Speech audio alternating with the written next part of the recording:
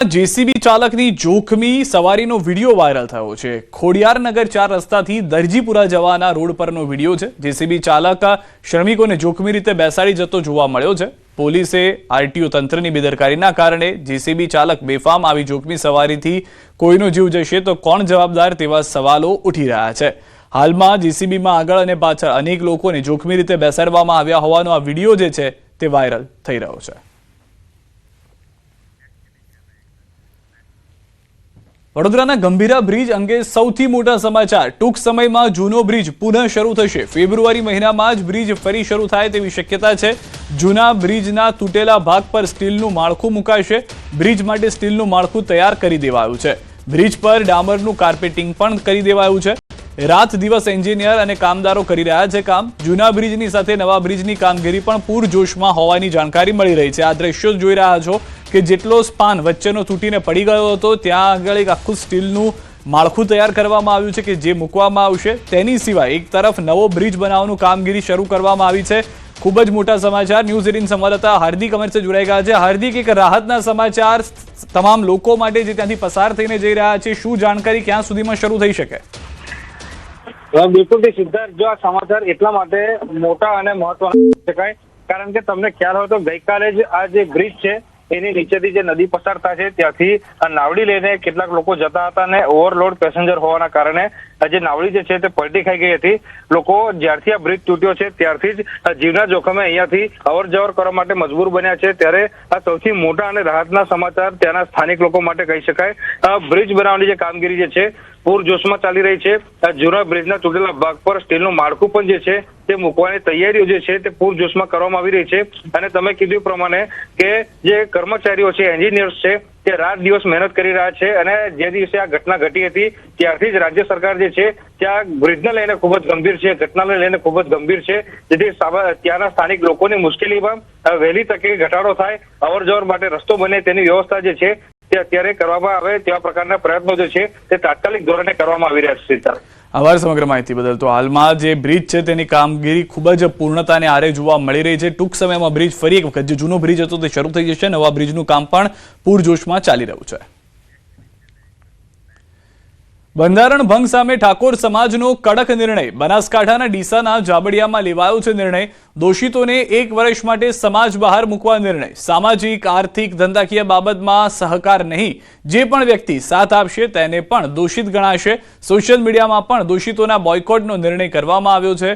Followers પણ દોષિતોને unfollow કરે તેવી અપીલ કરાઈ છે।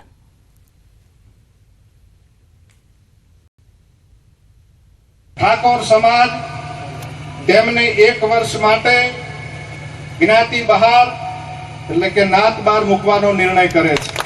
આ વ્યક્તિઓને સામાજિક, આર્થિક કે ધંધાકીય કોઈ પણ જાતનો સમાજે સાથ સહકાર આપવો નહીં અને સહકાર આપનાર વ્યક્તિ સમાજનો દોષિત ગણાશે। લહેરાજી રતનજી ઠાકોર કે જેમના ઘરે લગ્ન હતા, ગબ્બરભાઈ વનાજી ઠાકોર કલાકાર, અર્જુનભાઈ વનાજી ઠાકોર એ પણ કલાકાર, આ 3 પરિવાર ઉપર આ બંધારણનો અમલ આજથી અહીં બેઠા બેઠા ચાલુ છે। તો બનાસકાંઠાના ડીસાના જાબડિયા ગામે ઠાકોર સમાજની બેઠકમાં બંધારણના ભંગ બદલ 3 લોકો સામે કરાયો નિર્ણય। જેમાં જેને ઘરે લગ્ન હતા તે લહેરાજી રતનજી ઠાકોર, કલાકાર ગબ્બર વનાજી ઠાકોર, લોક કલાકાર અર્જુન વનાજી ઠાકોર એમ આ 3 પરિવારોને 1 વર્ષ માટે સમાજ બહાર કરવાનો નિર્ણય કરાયો છે। આ તરફ નિયમોના ભંગ કરનાર જાબડિયા ગામના આગેવાન સમાજની બેઠકમાં પાઘડી ઉતારી સમાજની માફી માંગતા જોવા મળ્યા અને કહ્યું કે સમાજ જે નિર્ણય લેશે તેને સ્વીકારીશ। અમે જાબડિયામાં જે ભૂલથી છે એની હું માફી માંગુ છું। અમે જે થોડા ઘણો પ્રયત્ન કર્યા અને અમારા પ્રયત્નમાં કોઈ ખામી રહેતી હોય, બધા અમારા ગીધામાં ના રહ્યો હોય અને ભાઈ આજે સમાજનું બંધારણ તોડ્યું છે એના બદલ અમે આખી સમાજને 2 હાથ જોડીને અમે ગૌમપતિ માફી માંગીએ છીએ। અને હવે આપણા આખા ગામના આ જે બંધારણ છે કે આપણે બધાને સમાજ કઈ રીતે બધા આપણે પાળવા માટે એગ્રી રહેવું પડશે અને સમાજ જે કહે આપણે 1 વર્ષ સુધી આપણે વર્તવું પડશે। આ બેઠકમાં સાંસદ ગેનીબેન દિલ્હીથી વર્ચ્યુઅલી જોડાયા હતા. તેમણે સમાજના આગેવાનના નિર્ણયને આવકાર્યો હતો. આજે એ ઠાકોર સમાજને એકને નુકસાન નથી કર્યું, બાકીના 5 સમાજો કે 6 સમાજો જેને પણ બંધારણ કર્યું હતું એમનું પણ ક્યાંક ને ક્યાંક મનોબળ ઢીલું પાડવા માટેનો પ્રયત્ન આ જાબરિયા ગામમાંથી થયો છે. એમને કર્યો છે, એ સમાજનો દ્રોહ કર્યો છે. એ કોઈ દંડને પાત્ર નહીં, પણ તમે બધા જે આગેવાનો નિર્ણય લઈ અને આવું બીજા કોઈ ના કરે એવું જે નક્કી કરવાનું હોય કરજો ને, એમાં હું મારો ટેકો પુરાવું છું. સમાજનો એક વડીલ, યુવાન અને આખો સમાજ બંધારણ પાળવા માટે એકદમ મક્કમ છે. અને જ્યારે ક્યાંક આવો બંધારણનો ભંગ થતો હોય ત્યારે 3 જિલ્લાનો સમાજ આક્રોશમાં હતો અને આક્રોશ આજે તમે જોયો છે. અને મને ભરોસો છે આ સમાજ ઉપર કે 100% બંધારણ સમાજનું પાળશે. ભવિષ્યમાં આવી ભૂલો નહીં થાય એવી આશા રાખું. અમદાવાદમાં રાજસ્થાનથી પાર્સલમાં મંગાવવામાં આવેલો દારૂ ઝડપાયો છે. ક્રાઇમ બ્રાન્ચે સારસ્વત પાર્સલ સર્વિસમાં દરોડા પાડી જથ્થો પકડ્યો છે.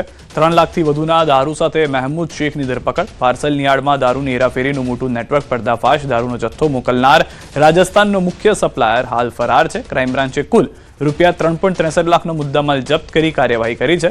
ખાનગી પાર્સલ સર્વિસનો દારૂ છુપાવવા માટે ઉપયોગ થતો હતો. પોલીસે ફરાર સપ્લાયરને પકડવા માટે ચક્રો ગતિમાન કર્યા છે. વધુ માહિતી ન્યૂઝ 18 સંવાદદાતા નવીન પાસેથી મેળવીશું. નવીન, જે હાલમાં જાણકારી મળી રહી છે, પાર્સલની આડમાં દારૂની હેરાફેરીનું આખું નેટવર્ક ઝડપાયું છે, કઈ રીતની આખું આ પ્રોસેસ કરવામાં આવતું હતું, કેટલી મોટી સફળતા? સિદ્ધાર્થ, જે રીતે હવે પોલીસે અલગ અલગ રીતે દારૂ અને જુગાર ઉપર કાર્યવાહી શરૂ કરી છે, ત્યારે જે સપ્લાયર અને દારૂ મંગાવનાર છે નવા કિમિયાઓ જે છે તે અપનાવતા હોય છે. ત્યારે રાજસ્થાનથી આ સારસ્વત પાર્સલમાં સર્વિસમાં દારૂનો જથ્થો મંગાવવામાં આવ્યો હતો. જો કે તમે જોઈ શકો છો વિડીયોમાં પર કઈ રીતે છુપાઈને કે ખબર ના પડે એ રીતે આ પાર્સલ સર્વિસની અંદર આ દારૂનો જથ્થો મંગાવ્યો હતો. અને ક્રાઇમ બ્રાન્ચ એક આરોપી મહેબૂબ શેખની ધરપકડ કરી છે, પરંતુ આ રાજસ્થાનની સપ્લાય કરનાર વ્યક્તિ જે તેની શોધખોળ હાથ ધરી છે. આભાર સમગ્ર માહિતી બદલ. તો હાલમાં આ વ્યક્તિ છે તેની પણ શોધખોળ હાથ ધરવામાં આવી છે, તેને પણ પકડવા માટેના પ્રયાસ કરવામાં આવશે. સુરતમાં એસએમસીએ રેડ કરીને 1 કિલો એમડી ડ્રગ્સ જપ્ત કર્યું છે. એસએમસીની સ્પેશિયલ રેડમાં એમડી ડ્રગ્સ નેટવર્ક પર મોટો પ્રહાર કરવામાં આવ્યો છે. સુરતમાં એસએમસીની કાર્યવાહીથી ડ્રગ્સ માફિયામાં ખળભળાટ છે. એસએમસી રેડ દરમિયાન 1053.65 ગ્રામ એમડી મેફેડ્રોન જપ્ત, કુલ રૂપિયા 41,70,050નો મુદ્દામાલ કબજે કરવામાં આવ્યો. ડ્રગ્સ હેરાફેરી માટે વપરાતી 2 લક્ઝરિયસ ગાડીઓ જપ્ત કરાઈ છે. એસએમસીએ 4 મોબાઈલ અને રોકડ રકમ પણ કબજે કરી છે. એસએમસી રેડમાં ઓમપ્રકાશ જાટ, મહેન્દ્ર જોશી અને ચેલ્સી પુરોહિત ઝડપાયા છે. 3 મુખ્ય સૂત્રધારોને એસએમસી દ્વારા વોન્ટેડ જાહેર કરાયા છે. રાજસ્થાનથી સુરત સુધી એમડી સપ્લાય નેટવર્કનો ખુલાસો. એસએમસીએ હવે સમગ્ર ડ્રગ્સ ચેઇન ખોળવા તપાસ તેજ કરી છે.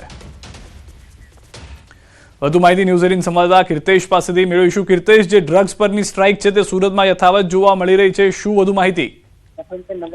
બિલકુલ, જે પ્રકારે સુરતમાં એમડી ડ્રગ્સનું લાંબા સમયથી વેચાણ થઈ રહ્યું છે તેના પર સુરત પોલીસે તવાઈ બોલાવવાની શરૂ કરી છે. ત્યારે સૌથી મોટી વસ્તુ સામે આવી છે કે સુરતમાં એમડી પકડવા માટે સતત ક્રાઇમ એસઓજી અને ક્રાઇમ બ્રાન્ચ કામ કરતી હોય છે. ત્યારે એસઓજીના નાક નીચેથી કહી શકાય એસએમસી દ્વારા એક રેડ કરવામાં આવી છે અને ડ્રગ્સનો જથ્થો ઝડપી પાડવામાં આવ્યો છે. ખાસ કરીને જે રીતે સ્ટેટ મોનિટરિંગ સેલ દ્વારા રેડ કરવામાં આવી છે, અંદાજિત 41 લાખ રૂપિયાનો મુદ્દામાલ કબજે કરવામાં આવ્યો છે. 4 મોબાઈલ છે. અલગ અલગ વ્યક્તિઓની ધરપકડ કરવામાં આવી છે. ખાસ કરીને રાજસ્થાનથી સુરત સુધીનું આ નેટવર્ક ચાલતું હતું. એટલે કે સુરત પોલીસ ગમે તેવી મોટી વાતો કરતી હોય, ડ્રગ્સ પકડવાની વાત કરતી હોય છે, ત્યારે સુરત ક્રાઇમ બ્રાન્ચે એસઓજીના નાક નીચેથી સ્ટેટ મોનિટરિંગ સેલ એમડી ડ્રગ્સનો જથ્થો ઝડપી પાડીને સુરત પોલીસનું નાક કાપી કાઢ્યું છે. આભાર સમગ્ર માહિતી બદલ. તો હાલમાં જે જાણકારી મળી રહી છે તે પ્રમાણે ડ્રગ્સ હેરાફેરીમાં વપરાતી 2 લક્ઝરિયસ કાર વધુ જે છે તે પણ જપ્ત કરી દેવામાં આવી છે. અમદાવાદમાં ગુજરાત યુનિવર્સિટીમાં વિદ્યાર્થીઓની અશોભનીય ઉજવણી. વિદ્યાના ધામમાં વિદેશી કલ્ચરના નામે ડીજેના તાલે ધમાલ. વિદ્યાર્થીઓ એકબીજાના કપડા પર માર્કરથી અભદ્ર શબ્દો લખ્યા. કપડા પર અશ્લીલ અને અપમાનજનક લખાણથી યુનિવર્સિટીની ગરિમા જોખમાઈ. શિક્ષણ સંસ્થામાં શિસ્તના લીરે લીરા ઉડાવતા વિદ્યાર્થીઓ કેમેરામાં કેદ થયા. ઉજવણીના બહાને અસભ્ય વર્તન વાલીઓમાં પણ ચિંતાનું કારણ બન્યું છે. સુજલામ સુફલામ